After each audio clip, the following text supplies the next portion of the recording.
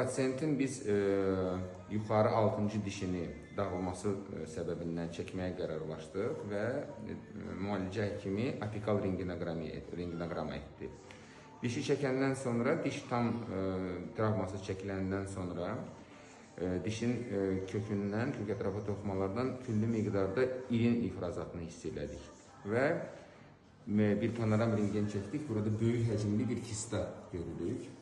Bax, böyük həcmli bir kista görürük. Və indi bu kistanı biz çıxarmağa çalışacağıq. Bu bir daha sübut eləyir ki, bir daha bunu təsdiqləyir ki, hər hansı bir dişi çəkdikdə panoram rentgenin olunması çox mütləqdir.